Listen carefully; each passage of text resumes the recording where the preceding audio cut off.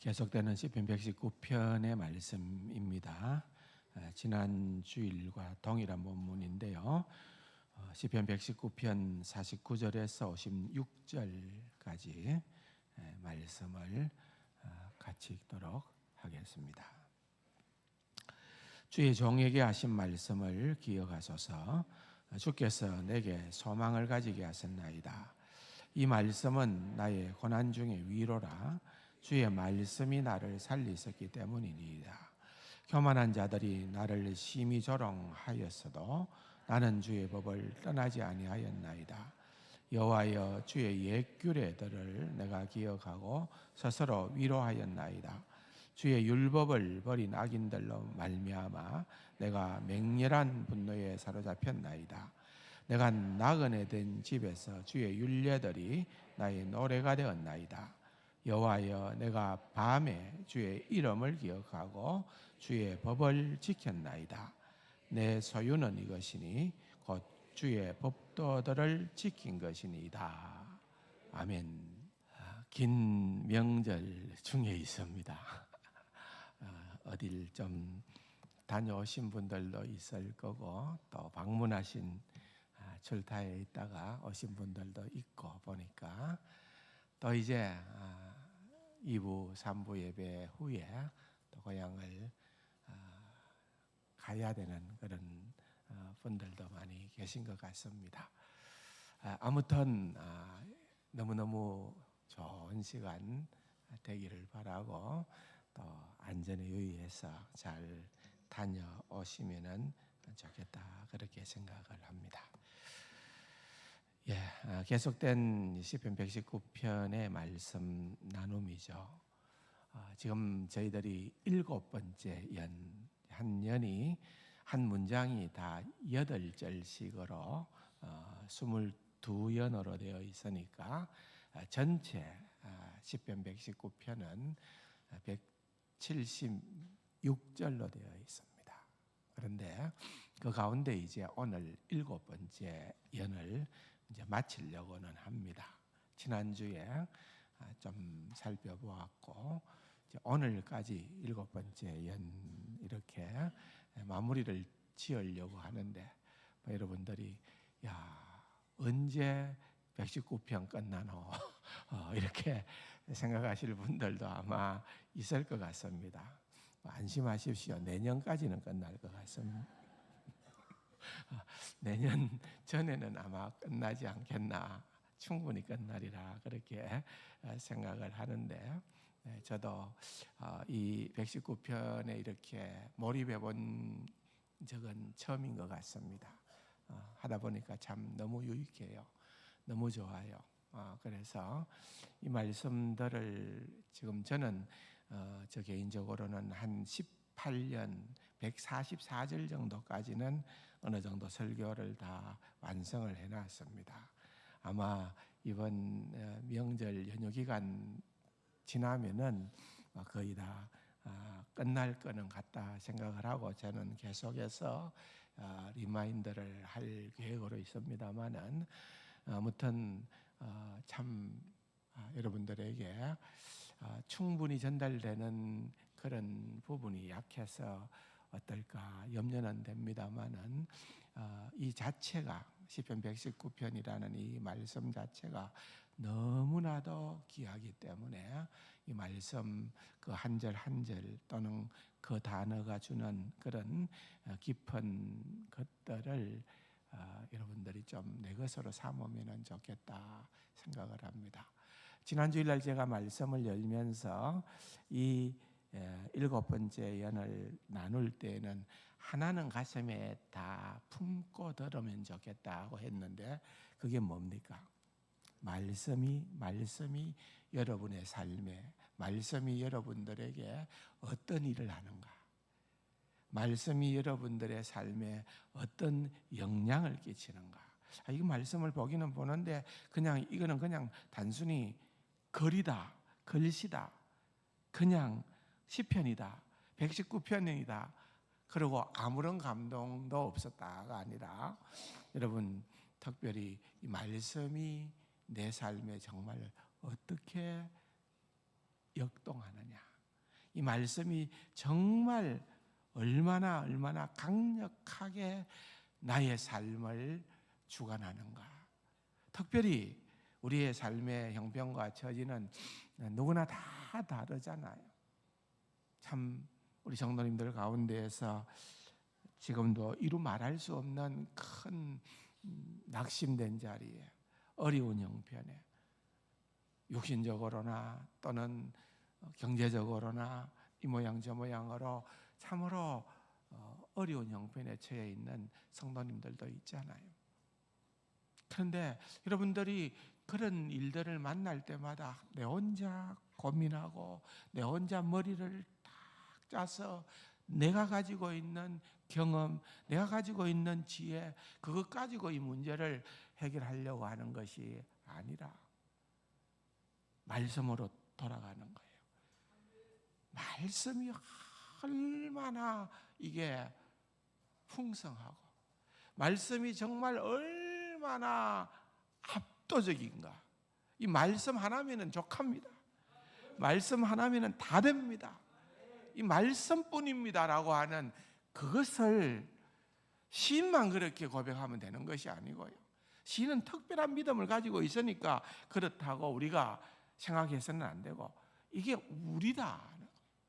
내가 그렇게 되어야 되고, 내가 그런 고백자가 되기를 하나님의 말씀은 우리에게 지금도 얘기하고 있다는 것을 생각을 하자는 거죠. 지난 주일날 제가 시간에 젖혀서 다 설명은 못 드리고, 이 말씀 너무 소중하고 너무 좋은 말씀입니다 하고 함께 읽었던 본문이 어디죠? 우리 장로님 총명하셔서 이사야서 30장 18절 말씀입니다. 한번 띄워주시고 다시 한번 더 같이 읽어볼까요? 그러나 여호와께서 기다리시나니 이는 너희에게 은혜를 베풀려 하시며 일어나시리니 이는 너희를 긍휼히 여기려 하심이라. 대저 여호와는 정의의 하나님이시라. 그를 기다리는 자마다 복이 있도다. 여러분, 우리 하나님이 뭐 한다고요? 기다리신대요. 하나님이 기다리신대요. 지금 안 하시고 기다리시는데 그 기다리는 이유가 뭔고 하면은 우리에게 은혜를 주시기 위해서. 우리는 내가 원하는 그 시간에, 내가 그 원하는 그 타이밍에 하나님이 맞추어 주지 않으면은 원망하고 불평합니다. 근데 하나님이 언제나 우리 생각대로 됩니까? 하나님의 시간과 우리의 시간이 다르다는 것을 느낄 때가 얼마나 많아요. 그런데 그때 우리가 이 말씀을 붙들면 좋겠어요. 하나님이 기다리신대요. 근데 하나님이 기다리시는 것은 우리를 사랑하지 않아서도 아니고 우리가 미워서도 아니고, 하나님은 우리를 기다리시는데 그 이유는 다른 이유가 아니라 은혜 주시기 위해서. 하나님이 지금 일어나지는 않지만은 하나님이 일어나시겠대요. 좀 이따가 일어나시겠대요. 근데 그렇게 일어나시는 이유는 우리를 긍휼히 여기기 때문에, 우리에게 사랑을 베푸시기 위해서, 우리에게 더 나은 것을 주시고자 하는 그러한 마음으로 주님께서 일어나신다는 거예요. 여러분, 그래서 말하죠. 이사야는 여호와는 정의의 하나님이라고. 하나님이 일어나시기만 하면은 모든 것을 흩어지고 너무너무 말도 안 되는 케이오스, 혼돈 가운데 있는 이 모든 세상 질서를 바로잡으실 거라고. 하나님은 모든 것들을 올바르게 하실 거라고. 그렇기 때문에 기다리는 자는 복이 있다고. 그를 기다리는 자마다 복이 있다. 이사야서 30장 18절에 이 말씀은 여러분 새길수록 우리에게 넘치는 은혜가 되는 하나님의 말씀입니다. 지난 주일날 제가 이 49절부터 말씀을 드리면서 시인은 지금 자기가 기억한다라는 단어를 사용을 하면서 한 번은 하나님 기억하여 주옵소서. 하나님 이렇게 말씀하셨지 않습니까? 하나님 우리와 이런 약속을 하시지 않았습니까? 하나님 그 말씀 기억하여 주옵소서. 여러분, 우리가 기도할 때든 하나님 앞에 나아갈 때에 가장 담대하게 나갈 수 있는 것은 말씀을 붙들고 나아가는 거예요. 하나님 성경에 이렇게 말씀하셨잖아요. 하나님이 이렇게 말씀하신 거 이거 붙들고 내가 주님 앞으로 나아갑니다. 내가 기도합니다. 내 눈물을 닦아 주옵소서. 그런데 그렇게만 하는 것이 아니라 52절과 55절에 보면은 시인이 기억하죠. 먼저 52절에는 주의 옛 규례들을 기억한다 그랬습니다. 여러분, 주의 옛 규례라고 하는 것이 뭘 의미하는 겁니까? 그것은 그냥 십계명, 모세 오경 그것만을 얘기하는 걸까요? 그것이 아니라 하나님이 옛날에 행하셨던 구원의 역사들, 하나님께서 은혜 베푸신 그 모든 것들을 내가 기억한다, 그 말입니다.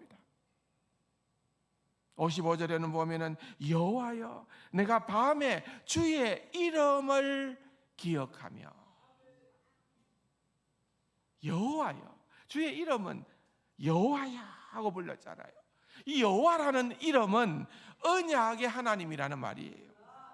내가 너희와 언약을 맺었다. 내가 아브라함과 언약을 맺었다. 나는 너의 하나님이 되고 너희는 내 백성이 되리라. 하나님은 언약을 반드시 이루시는 하나님, 신실하신 하나님, 끝까지 이루어 주시는 그 하나님을, 그 이름을 제가 기억합니다. 시인은 지금 그 고백을 하고 있는 것입니다. 어떤 결과가 일어납니까? 52절에 보니까 내가 기억했더니만은 스스로 위로하였나이다.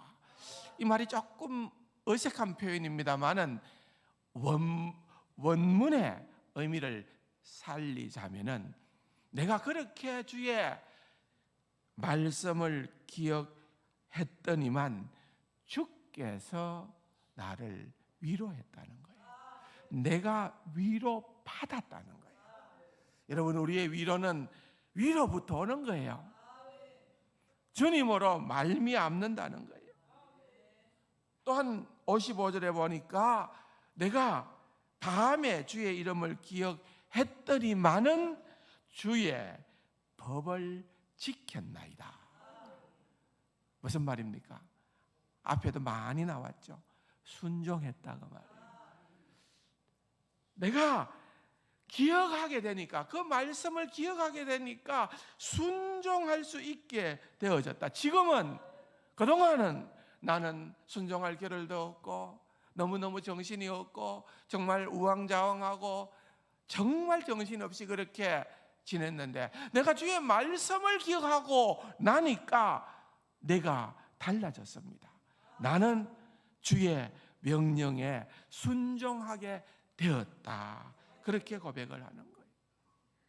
여러분, 우리 주님도 히브리서 5장 8절에서 뭐라고 얘기를 하는가 하면은, 히브리서의 기자는, 그는 예수님을 얘기하는 거예요. 그는 아들이시라도 받으신 고난으로 고난을 받게 되었지만은 그 고난받은 결과가 무엇인가 하면은 순종함을 배웠다. 순종함을 배웠다. 하나님께서 우리를 가르치시는 방법이라는 거죠. 여러분, 우리가 고난 가운데 처해 우리는 인내하게 됩니다. 인내하는 가운데 우리는 다른 것들을 다 내려놓습니다. 전에는 이것이 제일인 줄 알고 이것만 있으면 되는 줄로 알고 이것이 전부인 줄로 알았는데 그런 것들이 다 허당이라는 것을 깨달아 알게 됩니다. 그리고 우리는 주님만 바라보게 되는 거예요. 주님 말씀만 붙들게 되어지는 겁니다. 그것이 우리에게 소망을 가져다 준다는 겁니다. 믿음의 약속을 붙잡아보로 말미암아 우리는 새로운 진짜 소망이 일어나게 된다는 거예요. 여러분, 형통할 때, 모든 일들이 잘 풀려갈 때, 내가 원하는 대로 막 그냥 일치월장 그렇게 되어지면은요, 뭘 순종 못하겠어요? 순종하기만 하면 복을 받는데. 그런데 여러분, 우리의 삶의 깊이가 어디에서 더해지는가 하면은 일이 꼬일 때예요. 이래도 안 되고 저래도 안 되고 정말 어렵고 힘든 그런 어려움과 고난이 닥쳐오게 될 때에 하나님은 우리를 다듬어 가시는 거예요. 그래서 여러분, 우리가 진짜 비밀을 알게 되어진다는 것입니다. 하나님께서 기다리시는 이유가 있고 하나님께서 잠시 후에 일어서야만 하는 그런 이유가 있다는 거죠. 우리의 시간대가 아니라 하나님의 시간, 그것이 있다는 거예요. 하박국 선지자는 2장 3절에서 이 묵시는 정한 때가 있나니 그 종말이 속히 이르겠고 결코 거짓되지 아니하리라. 비록 더딜지라도 기다리라. 지체되지 않고 반드시 이루리라. 응하리라. 여러분, 이것이 바로 시인이 지금 취하고 있는 고난 가운데에서 그가 취하고 있는 태도예요. 주의 종에게 하신 말씀을 기억하소서. 그렇게 말씀을 기억하자는 거예요. 이게 얼마나 소중하면은, 여러분, 칼빈은 이 본문을 주석을 하고 설교를 하면서 이런 말을 합니다. 한번 들어보세요. 설령 불행이 우리를 마지막까지 억압하고 우리가 마치 죽음에 처해진 듯 해도 하나님께서 우리를 결국 포기하기를 원치 않는다는 것을 안다면 이 한 가지, 그 한 가지가 뭔가 하면은 말씀을 기억하소서라고 기도하는 것만으로 충분할 겁니다. 그랬습니다. 여러분, 칼빈을 아십니까? 위대한 종교개혁자 칼빈처럼 위대한 인물이 어디 있나요? 그런데 여러분, 칼빈의 생애를 깊이 들여다보면 칼빈만큼이나 참 인생의 고비를 넘겼던 인물이 없습니다. 죽을 고비들을 끊임없이 직면한 그러한 인물이 바로 칼빈이었어요. 정말 어떻게 저렇게도 살 수가 있을까? 그렇게 생각되어졌던 인물이 칼빈이었어요. 그런데 그러한 칼빈이 이렇게 얘기한다는 것이, 마치 시편의 기자가 오늘 내가 고난 가운데에서 주의 말씀을 기억한다라고 하는 그 말처럼 모든 성도는 다 그러하다는 거예요. 우리가 어떤 사람을 언제 훨씬 더 잘 이해합니까? 그 사람의 삶을 알게 될 때, 그 사람의 인생을 알게 될 때에 우리는 그 사람이 하는 얘기가 훨씬 더 잘 들어오죠. 그렇잖아요. 여러분, 시편 119편이 90% 99%가 다윗이 선시라고 그렇게 인정을 한다면은, 여러분, 성경에 다윗의 생애가 얼마나 많이 나옵니까? 그 다윗의 생애를 알아가면 알아갈수록 시편의 말씀이 더 우리에게 과연 다윗이 이런 상황이었기 때문에 이 고백을 하는구나. 여러분, 우리는 알게 되어지는 것입니다. 그 말이 더 다가오죠. 실감이 나게 된다는 거예요. 그래서 칼빈은 다시 하나님이 우리를 결코 포기하기를 원치 않으신다는 걸 안다면, 자기 생애를 통해서 자기는 그걸 알았다는 거예요. 하나님이 결코 칼빈을 포기한 적이 없다는 것을 알았다는 거예요. 그걸 안다면 이 한 가지 말씀을 기억하소서, 이것만으로도 우리는 충분하다. 칼빈은 하나님 말씀 이거 하나, 하나님 말씀을 기억하소서 이거 하나면 충분하다 그랬는데, 여러분은 왜 그러지 못할까요? 왜 다른 데에 자꾸 눈길을 줄까요? 왜 하나님의 말씀으로 우리는 부족하다고 느낄까요? 말씀이 그때와 지금이 달라서 그럴까요? 아니죠. 문제는 내게 있는 거죠.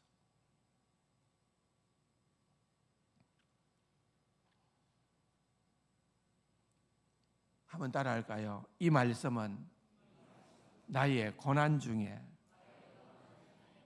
위로라. 위로라. 하나님의 말씀이 위로가 되기를 축복합니다. 사실 우리가 이거 얼마나 많이 경험합니까? 돌아보면은 참 우리의 인생에 너무너무 어렵고 힘든 그런 고비들이 있을 때마다 지금 와서 생각해 보면은 참 그때 내가 그 고비를 넘긴 것은, 그때 내가 거꾸러지지 않고, 그때 내가 내 생을 포기하지 않고, 내가 극단적인 선택을 하지 않고, 그런 가운데에서도 내가 일어설 수 있었던 것은 결국은 진짜는 다른 것이 아니고 말씀의 능력이었다. 그 말씀이 나를 살렸다. 그 말씀이 나에게 생명을 주었다. 그거예요.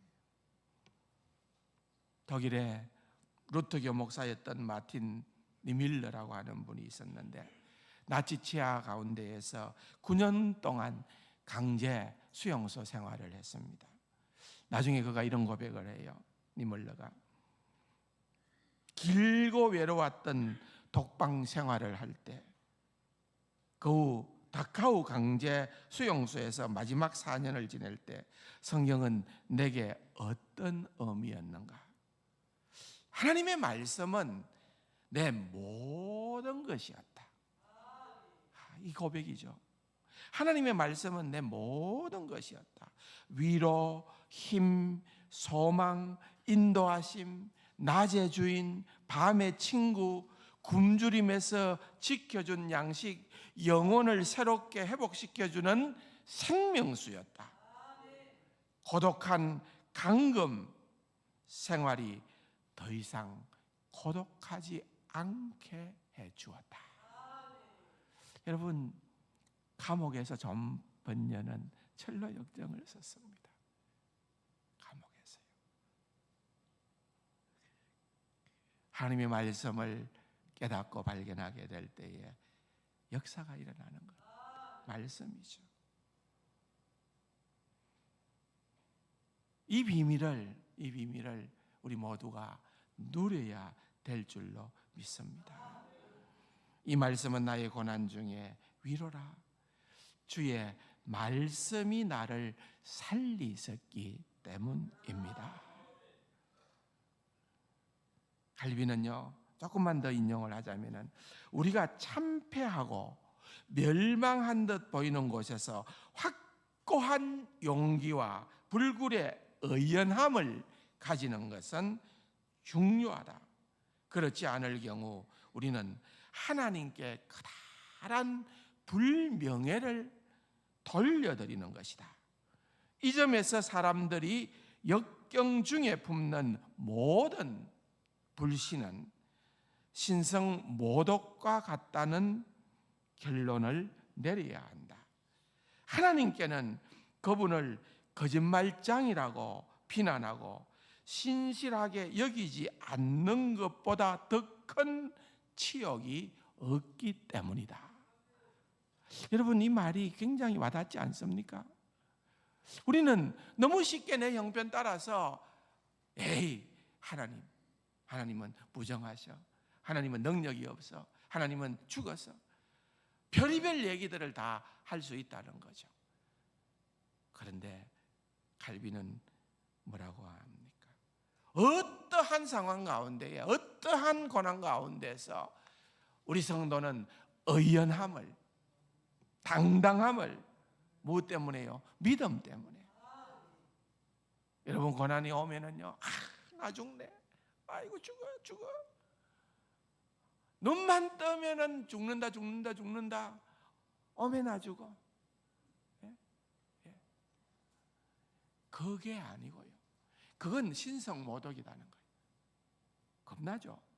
그건 하나님에게 더 말할 수 없는 치욕을 드리는 것이다. 우리 그렇게 돌리고 싶은 마음 없잖아요. 정말 하나님을 영화롭게 하고 싶잖아요. 그렇다고 하면은 하나님을 절대적으로, 하나님의 말씀을 절대적으로 신뢰하고 붙들어야 된다. 칼빈이 그렇게 얘기를 하는 거예요.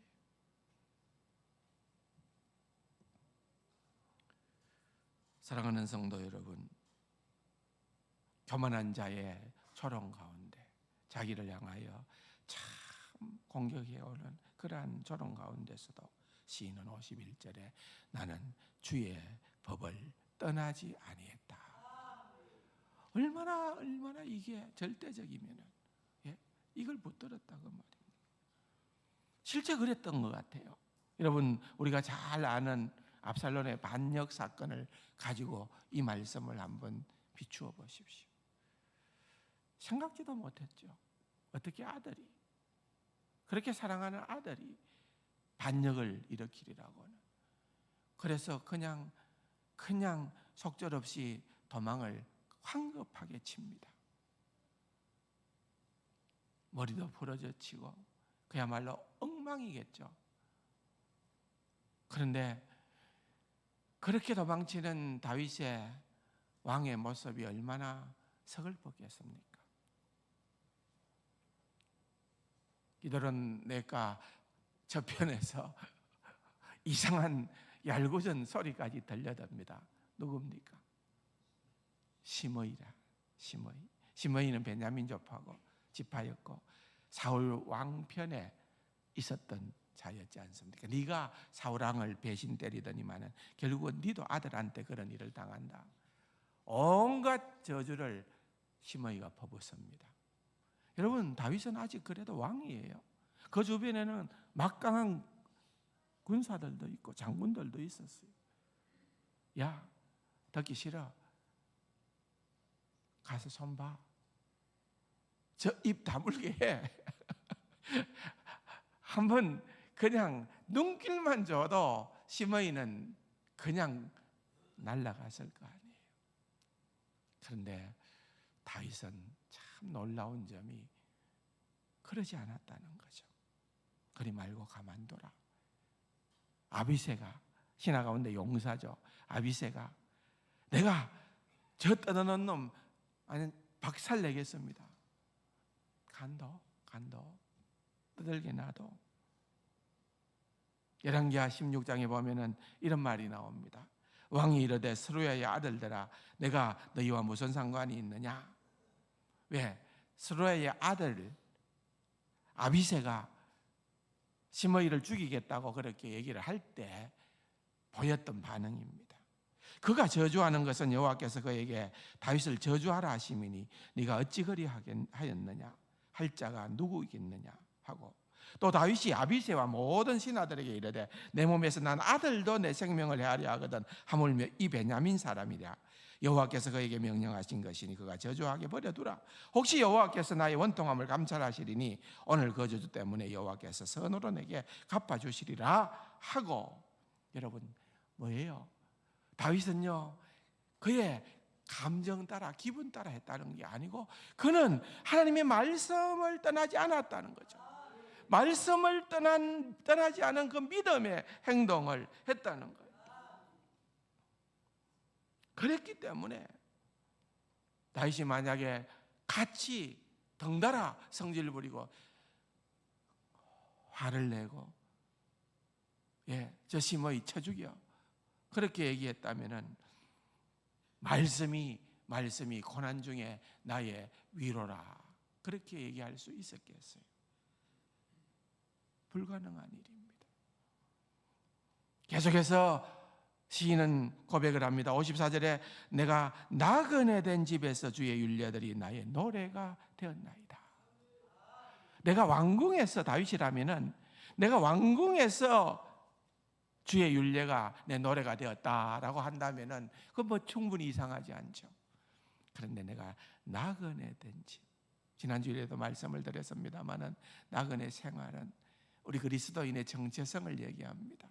이 세상의 삶이 전부가 아니라는 것을 보여줍니다. 우리는 순례자임을 보여줍니다.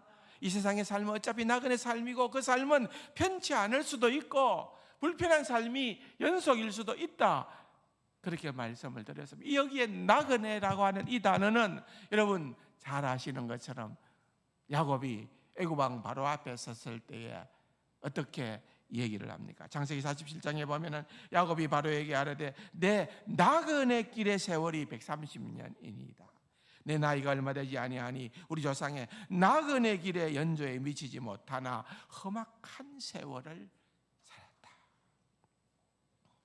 그 나그네 삶이, 그 단어가 여기에서 말하는 나그네라는 단어예요. 여러분, 우리의 인생은 어차피 나그네 인생이라는 것을 우리는 알아야 됩니다.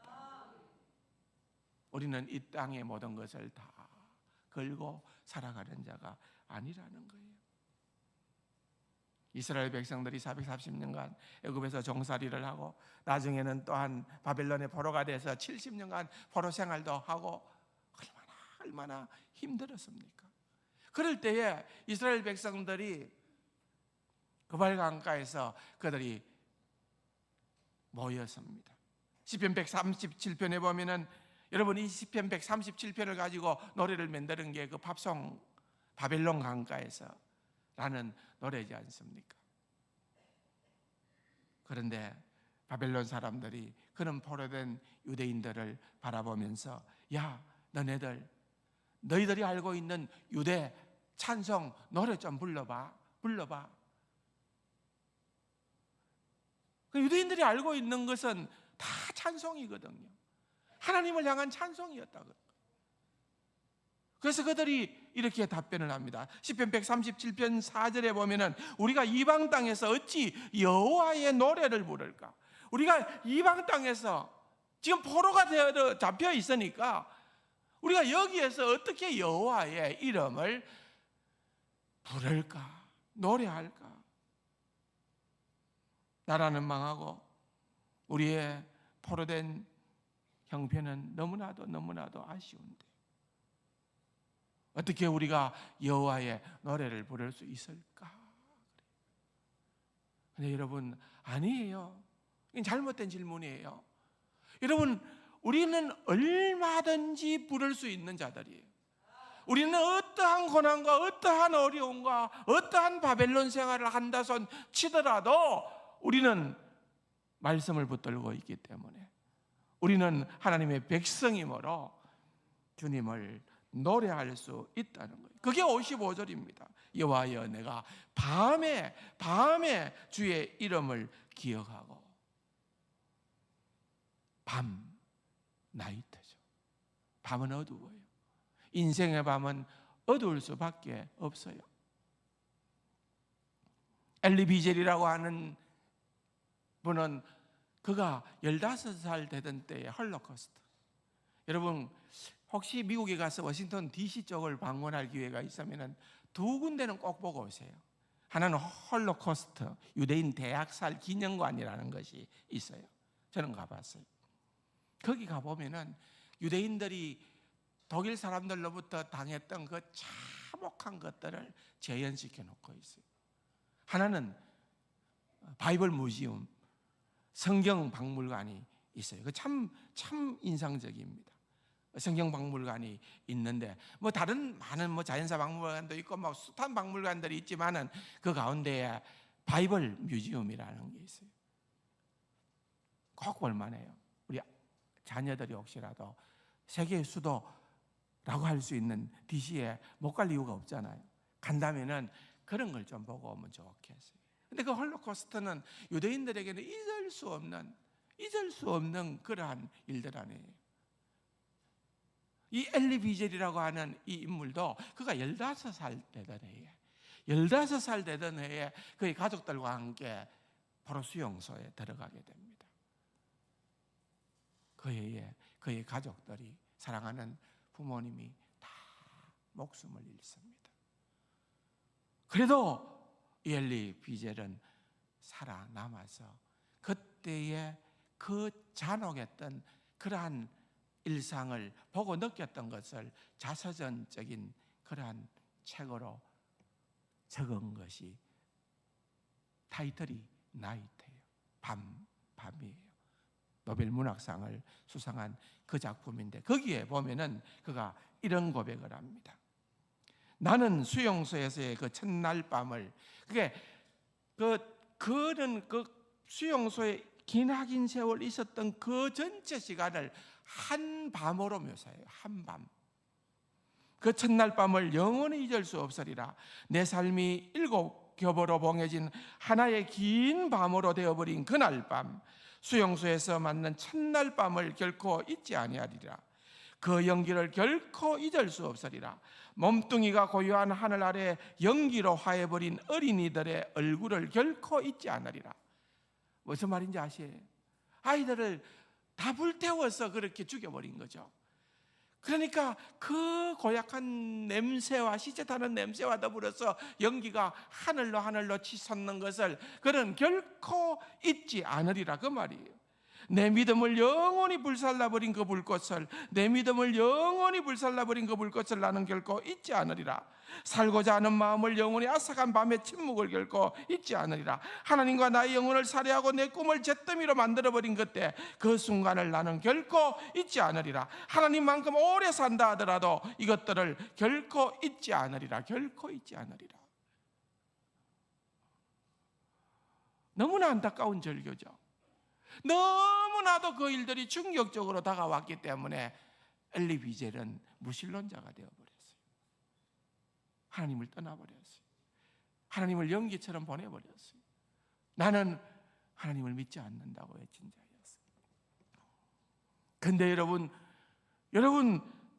오늘 본문은, 시인은 전혀 다른 이야기를 하는 것입니다.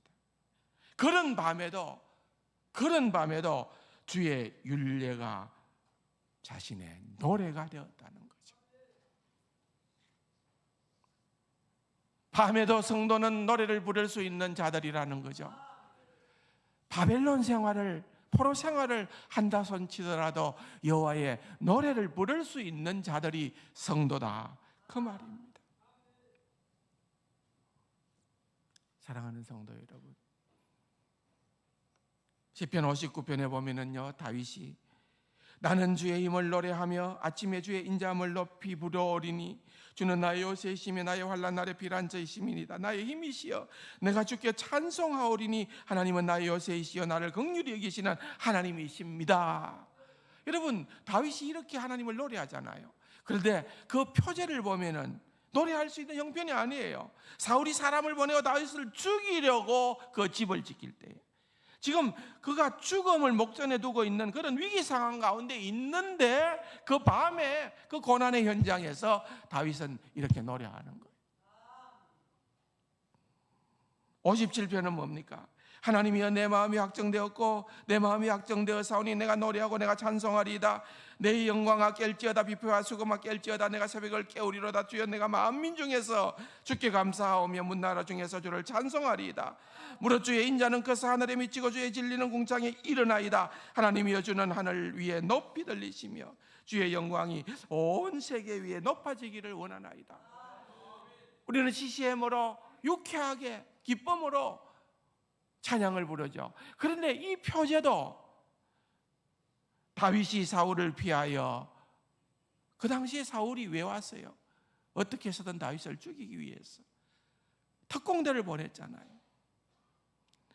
다윗이 사울을 피하여 굴에 있던 때에 그랬습니다.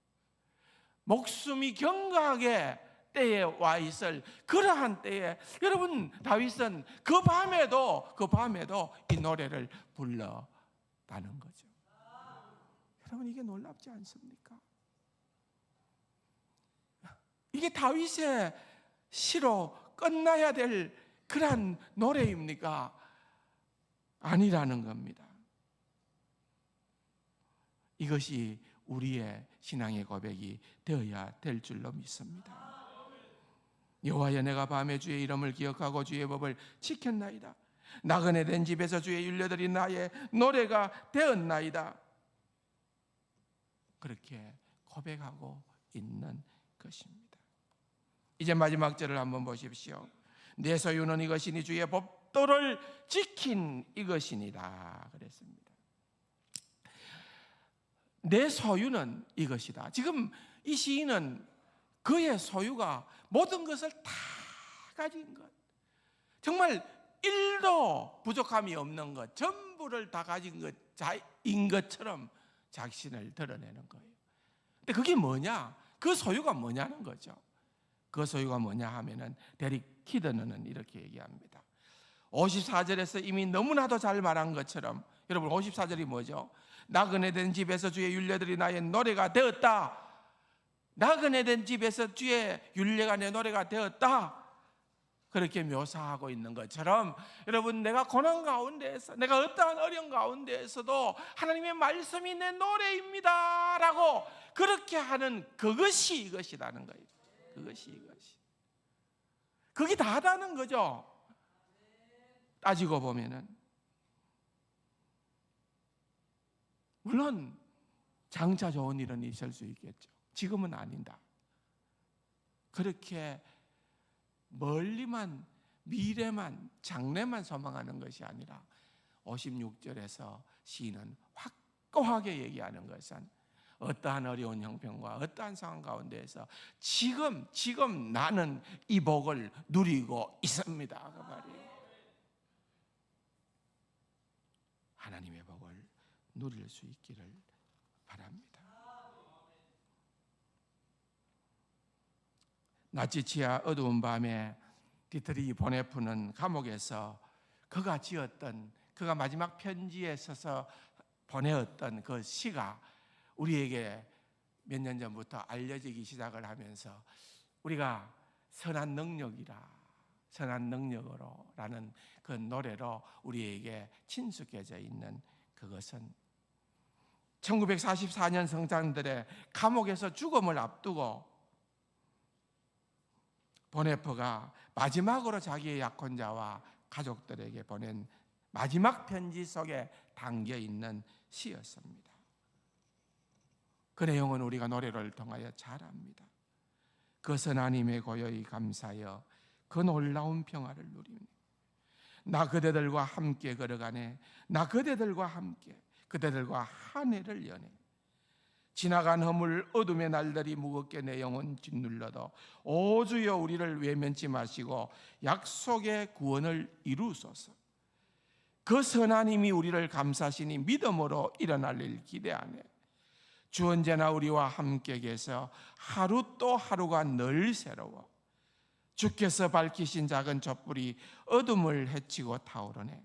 그 빛에 우리 모두 하나가 되어 온 누리에 비추게 하소서. 이 고요함이 깊이 번져갈 때 저 가슴 벅찬 노래 들리네.